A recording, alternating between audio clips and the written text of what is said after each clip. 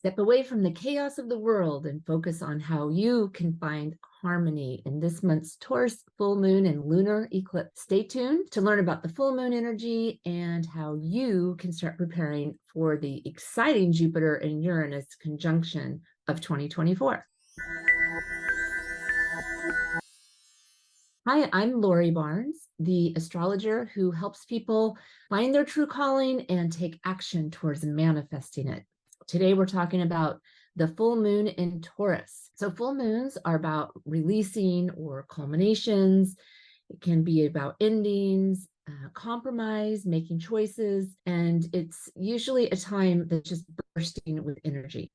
So I want to start off by giving you the dates and time, or the date and times of the Taurus full moon. So it's coming up this Saturday, October 28th, and it'll be at 1:24 p.m.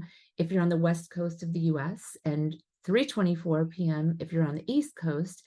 And if you're here in Rome, Italy, where I'm broadcasting from, it'll happen in the evening on the 28th at 9:24 p.m. This full moon, like I said, it's in Taurus, and it's going to be at 5 degrees of Taurus. So if you have anything near 5 degrees or in 5 degrees of Taurus in your chart, or really any of the fixed signs, Taurus, Leo, Scorpio, and Aquarius, then this full moon will be particularly activating for you. So in addition to being the full moon, it's also a lunar eclipse. So I'm going to cover that in the video today. The full moon is in Taurus, which means that the sun is traveling through the opposite sign of Taurus, which is Scorpio. The full moon is when the moon receives the most amount of light from the sun. That's why it's really important that when we talk about the full moon, we talk about both luminaries, both the sun and the moon, and their signs and the houses that they are traveling through in your chart. And that's going to really help you understand the full moon energy. So if you don't have your chart memorized or in front of you, please go get that, because it's going to help you better understand the energies that I'm talking about. And you can get them free online. There's many calculators like astro.com or astro-seek.com. Taurus and Scorpio are both fixed signs, which is energy that's, stable and can also be very stubborn. It's very grounded energy.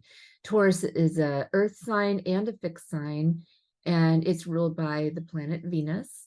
Taurus is known for having a sensual nature, enjoying the things that stimulate the five senses. So, good food and sounds that make you happy, good smells like essential oils, and having an aesthetic environment and a pleasing touch. This makes Taurus happy. It's a sign that's practical, it's reliable, it's great for keeping things on track.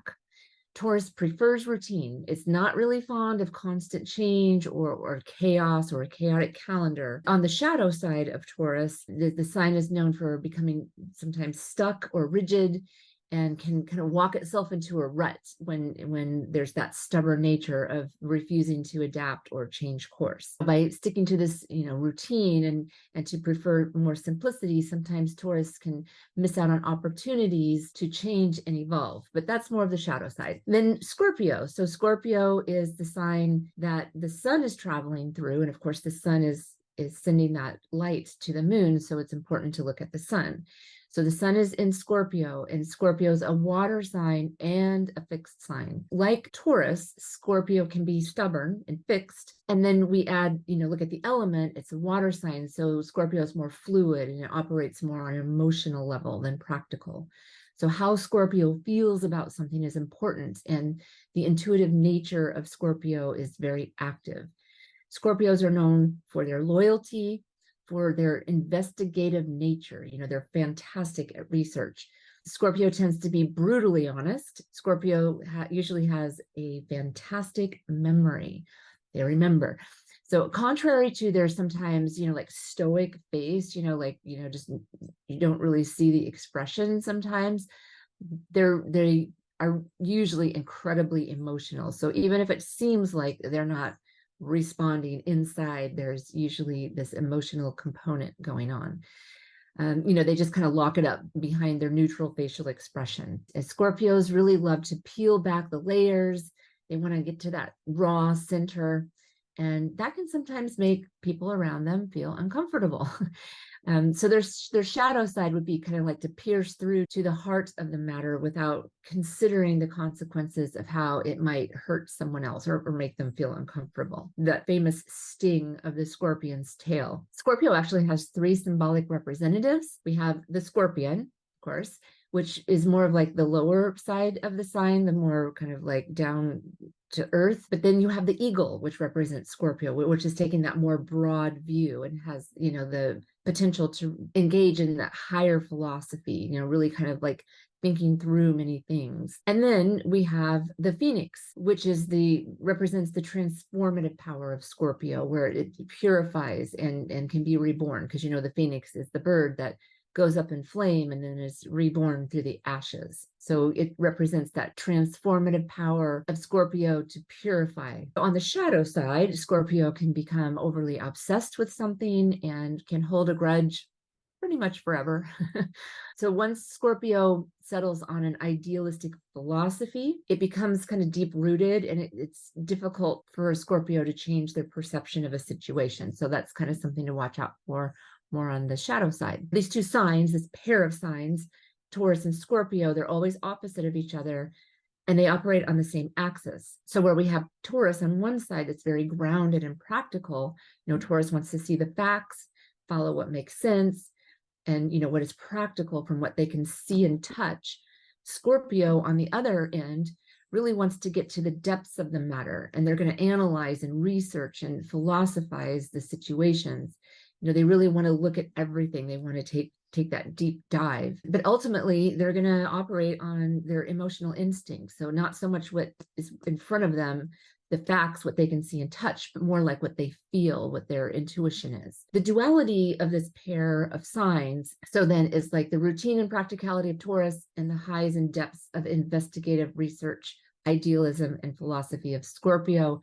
And if we want to just kind of narrow it down to a couple of key words, you have philosophy and idealism with Scorpio versus fact and realism with Taurus. And that really describes our energies of the sun and the moon at the Taurus full moon. Now let's talk a little bit about the eclipse. So we are in eclipse season, and we have eclipse seasons at least twice a year. Eclipses always come in pairs. We are coming up to the second eclipse in this eclipse season, and this is a lunar eclipse. This is actually the last eclipse that's going to be in the signs of Taurus and Scorpio. We've had it happening for the last few years, and we won't have eclipses return to Scorpio and Taurus into 2049. So, this is a significant ending of a cycle of eclipses. We've been experiencing eclipses in Taurus and Scorpio, I said a few years, but actually it's since April of 2022 to be exact. But now we're moving completely away from those signs, moving into the Libra and Aries eclipses. So we'll have that for a few years. If you have a natal planet on or around 5 degrees of Taurus or Scorpio, you're going to be more likely to feel the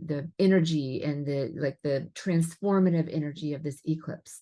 Not everyone's going to feel it. You want to see if it's activating something in your chart. So a lunar eclipse is when the Earth moves between the sun and the moon, and then the Earth is casting a shadow on the moon. Eclipses represent a time period of significant and powerful events. Take a look at your natal chart and see if it's activating something in there to know if it's going to be really potent for you. And if it's not touching anything, then maybe it'll just kind of go by and you won't notice any kind of major activation.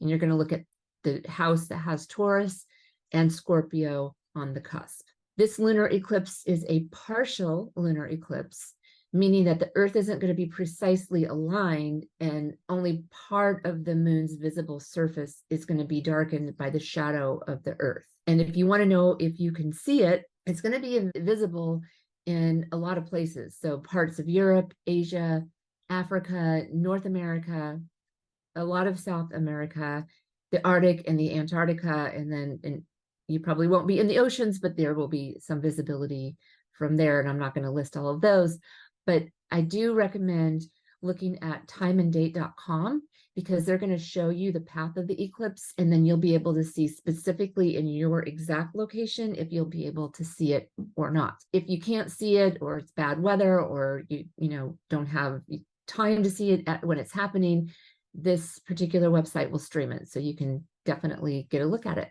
Now let's move into other things that are happening at the time of the eclipse, because that kind of gives us the flavor that's different this year from full moons in Taurus in other years. The first thing that stood out to me when I was looking at the chart of this Taurus full moon is that all of the personal planets are going to be in receptive signs. So those are the water and the earth signs. And that's pretty unique, I think. And it definitely is a statement about the quality of energy at the full moon. So we have the full moon and Jupiter in Taurus. We have Venus in Virgo. We have the Sun, Mercury, and Mars in Scorpio, and Saturn in Pisces. And then in addition to that, all three of the outer planets are also in receptive signs. And, they have been in these signs for a while now.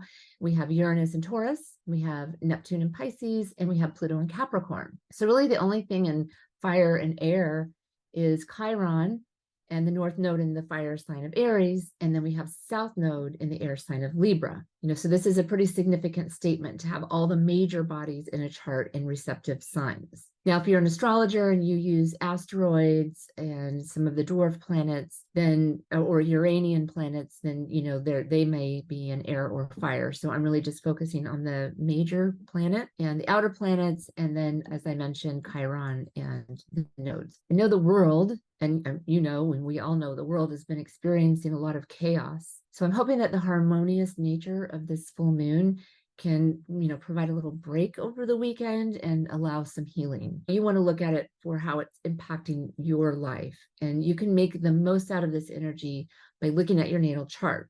See where all these receptive signs fall in your chart and how you can work with the energy in your life as it relates to those houses. So you look at those signs that I mentioned, and then look at the houses. And then I have a link to a blog that describes each house if you're not familiar with the meaning, but each house represents different topics and themes, and it covers everything in the human existence. So to make it more personal, you want to know the houses and what those houses mean, and then you can get more for it as it relates to your chart. Jupiter, let's talk about Jupiter. It's conjunct the Taurus full moon, and that indicates there's like an abundance of Taurus energy during this lunar phase. Jupiter's about how we grow and how we develop our vision, the big picture of what we want. Is often associated with optimism and luck, but it can also represent where we tend to go overboard or we overcommit. In Taurus, that's probably muted because with Jupiter's nature to expand, and then we have Taurus, whose nature is to be practical and steady, then Jupiter has to express itself in a Taurus way. So this is, I think, a nice place for Jupiter because it'll be like optimism, but also realism. And you want to know where the Taurus house is in your chart to see where you're getting this realistic boost of optimism from Jupiter. Now, this started in May, and it will continue until Jupiter moves into Gemini in May of 2024. So we have Jupiter in Taurus for a year, starting in May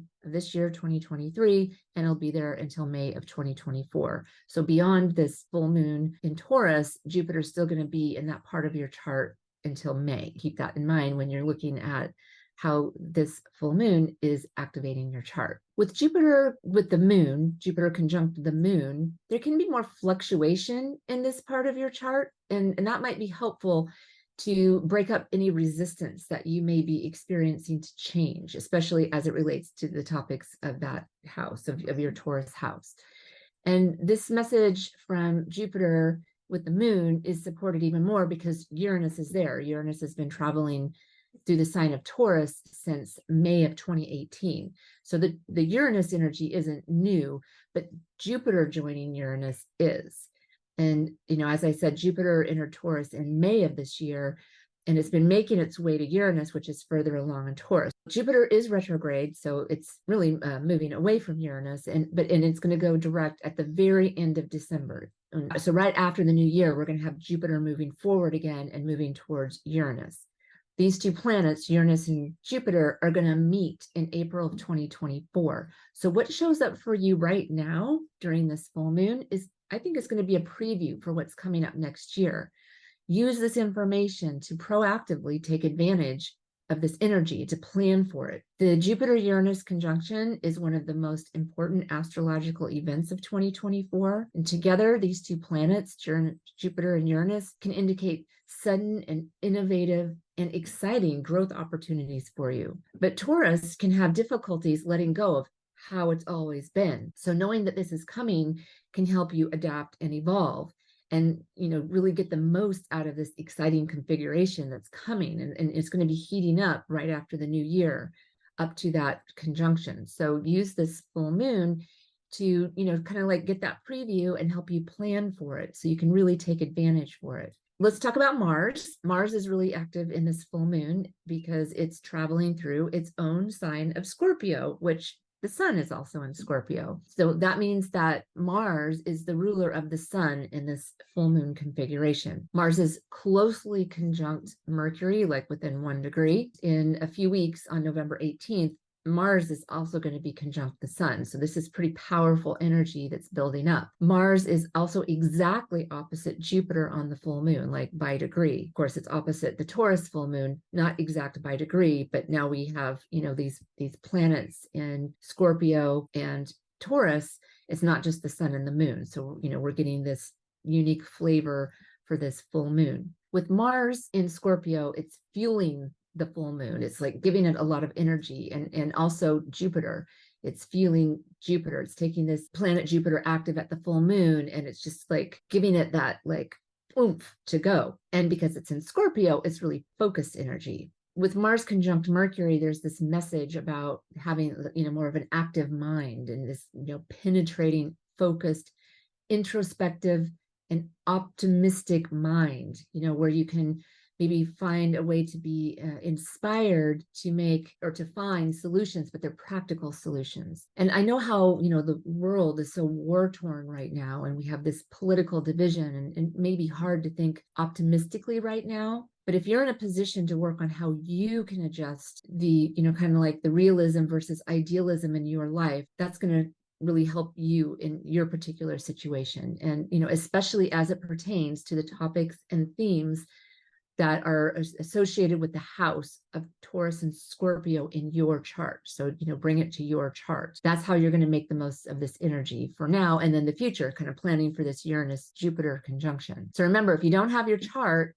you can get a free copy from there's many free online calculators. I always recommend astro.com or astro-seek.com. I use those two sites. The other planet that I wanted to mention to you is Venus. Venus is the ruler of Taurus, which is where the full moon is taking place. Venus trines the planet Uranus and the planet Jupiter, and it widely trines the moon because, they're all in the earth sign of Taurus. This is a harmonious flow of energy between Venus and the planets in Taurus, and Venus is traveling through Virgo. So look to where Virgo is in your chart, because that's where Venus is sending energy. That's where Venus is traveling through, and it connects these houses together in your chart.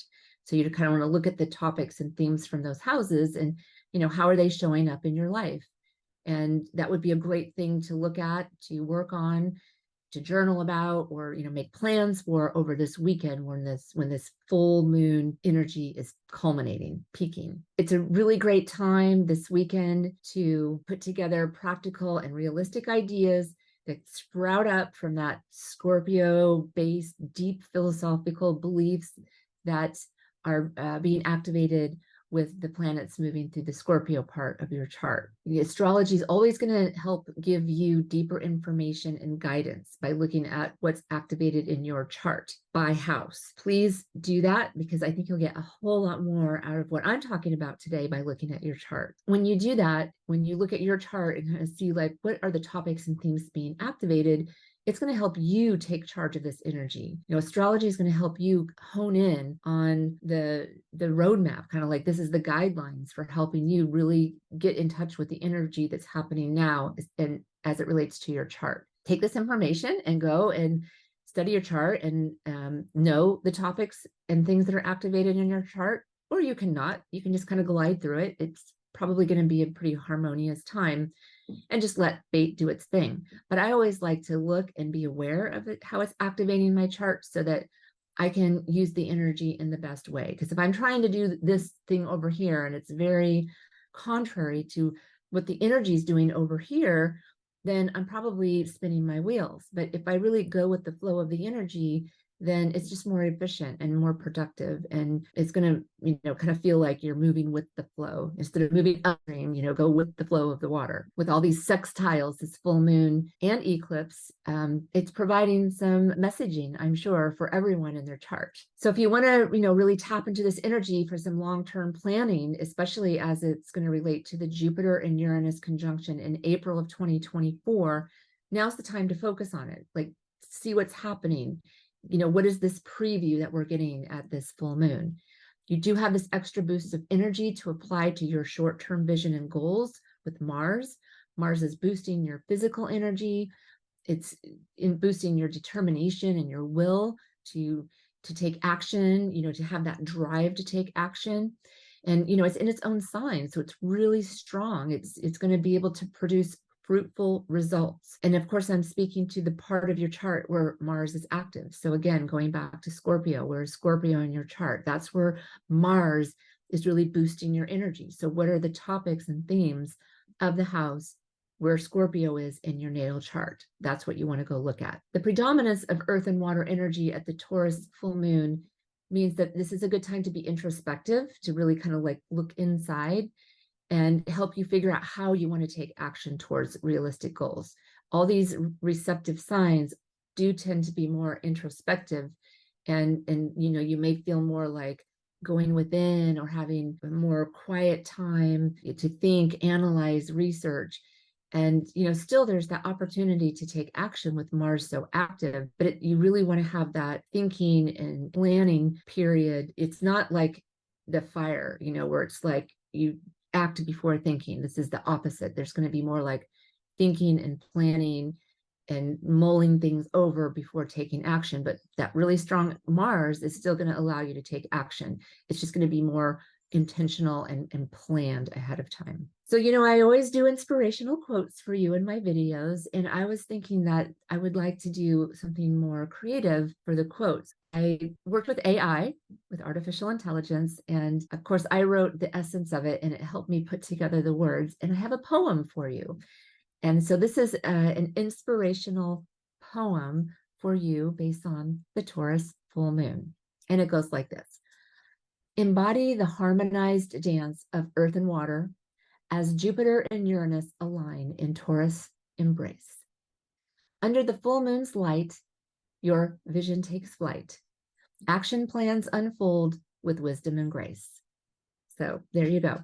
Now I have some activity ideas for you to do this weekend under the full moon and eclipse. Do a full moon ritual using the earth elements. I have an actual ritual already written for you. So if you want to use the ritual that I have, you can get it for free. I'll include a link below. And actually there's a ritual for all 4 of the elements. So you can get that for free, and you can use that for the full moons each month. So definitely I would use the earth element ritual, but you're going to see that there's 4 different ones because Taurus is an earth sign. That's why I'm saying that. I would recommend that you journal about some of your deepest philosophies and beliefs. Even better to incorporate the themes and topics from your Taurus and Scorpio houses in your natal chart. See what comes up. Journal and just kind of like let that come out. Taurus is an earth sign, so indulge in the pleasures of life, like good food, your favorite music, body care like a massage or an essential oil bath. Indulge your eyes with things you find beautiful. Use pleasing essences to make your environment smell good. I always use essential oils. That's my go-to, but whatever you think smells good, like maybe you want to bake something that fills your whole house with the smell of baking. You can go for a walk in nature or spend time in a garden. Taurus, as the earth sign that it is, wants to, get in touch with the ground. So, take your shoes off, put your feet on the earth. And with Scorpio as the sun sign being a water sign, maybe you can combine the elements. So, like sit on the sand by the ocean or visit a garden that has fountains, flowing fountains, or a still fountain because Scorpio is still water. Like you go to a lake or a pond and just kind of like meditate on still water. Take a walk next to a stream. Find a way to incorporate earth and water together. That would be really nice. Taurus is a very artsy sign, so you do something artsy, whether you actually create art, like doing ceramics or wine and paint, or you visit a place of beauty, place of art. You could go to a museum. I said earlier to take care of your body, but go to a spa and treat yourself with the beautiful ambience around you. Now, Taurus is such a practical sign that this could be a time where you would benefit from getting organized. You know, it is on a weekend, so you might want to kind of like get things in place. And as you're organizing, you're going to have like more of a practical focus involved. Like you might want to rearrange things on your desk just to make it easier or more efficient for you to get your work done. And along those lines, you might want to reconcile your budget. And, you know, just we're coming to the end of the year. So maybe you're reconciling or kind of wrapping up your 2023 budget and preparing for your 2024 budget. That would be not so much fun, but something that would be practical and helpful for you to do this weekend. Another thing you could do is start your holiday list. You know, create your shopping list, and, you know, maybe even it could be a good time for you to start your shopping, you know, take some action so you have less stress over the holidays if you get that done early. I think it would be a great thing for you to do this weekend if you start preparing for what the Jupiter Uranus conjunction is going to look like for you next year. You know, like, where is it? Where's Taurus in your chart? What house does that occupy? Because that's where the Taurus Uranus conjunction is going to happen. List out the different topics and themes or, you know, people associated with that house. Write about it. So you're like, okay, I know that this is going to be really active starting at the beginning of the year. You know, maybe the first half of the year, it's going to be kind of building up. So look at what that means and then write up some goals or some vision, some, you know, a short-term vision, and do some planning so you can get the most out of this really exciting configuration. You're going to hear a lot about that from astrologers because it's an important configuration coming up. If you want some help with that, schedule an astrological consultation with me. I'll help you take a look at the year ahead and, you know, see what's going on in your chart, because other things are probably going on as well. So just kind of getting an understanding of what's coming up for you could be a great thing for you to plan for. So those are some activities that you could do this weekend. And if you would like to receive this type of information in blog form delivered to your inbox, please subscribe to my email newsletter.